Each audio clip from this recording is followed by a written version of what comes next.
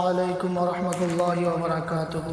প্রিয় দর্শক মণ্ডলী, আল্লাহ তাআলা মানব জাতিকে তৈরি করেছেন, আর মানব জাতির দেহ বানানোর সাথে সাথে আল্লাহ তাআলা বড় নিয়ামত দিয়েছেন, একটা রূহ।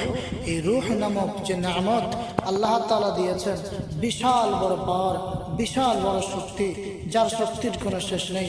মানুষ যখন ঘুমিয়ে থাকে তখন রূহ নামক নিয়ামতটা কিছুক্ষণের জন্য দেহ থেকে সম্পর্ক ছিন্ন হয়ে যায়, তবে খুব নিকটবর্তী স্লোভাবে থাকে। তো আল্লাহ তাআলা বললেন যে আমি রূহ প্রদান করেছি, এই রূহটা আবার একদিন আমি ছিনিয়ে নেব, কেউ মৃত্যুর হাত থেকে বাঁচতে পারবে না।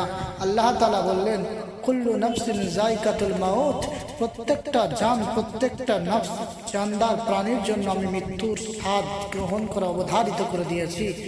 আমি আল্লাহ তাআলা কাউকে ছাড় দেব না, প্রত্যেকে ডেকে নেব।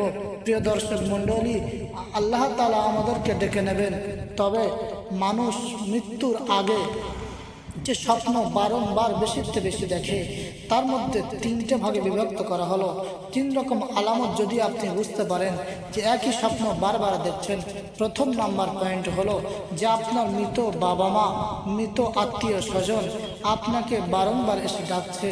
দ্বিতীয় নম্বর পয়েন্ট, যদি আপনি দেখেন এক দেশ থেকে আরেক দেশে সফর করছেন, এক দেশ থেকে আরেক জায়গায় যাত্রা করছেন। তৃতীয় নম্বর পয়েন্ট, যে আপনার নিকটবর্তী কোনো একটা পাখি আটক করা ছিল, সেই পাখিটা প্রাণপণে লড়াই করে সেখান থেকে আপনার হাত থেকে ছিনিয়ে উড়ে চলে গেছে। এই তিনটে স্বপ্ন যখন আপনি বারংবার দেখবেন, কোনো একটা আলামত যদি পান, তাহলে আপনি ভাববেন যে আপনার সময় আর বেশি বাকি নেই, আল্লাহ তাআলা খুব তাড়াতাড়ি আপনাকে ডেকে নেবেন।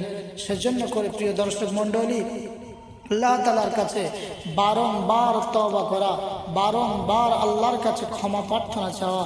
আল্লাহ তাআলা ক্ষমা করনেওয়ালা, ইন্নাল্লাহ গফুর রহিম, নিশ্চয়ই আল্লাহ তাআলা মাফ করে দেবেন। আল্লাহ তাআলা কাউকে নিরাশ করবেন না। আল্লাহ তাআলা বেশিতে বেশি আমাদের প্রত্যেকের ক্ষমা করে দেখ। প্রত্যেকে বলে আল্লাহুম্মা আমিন।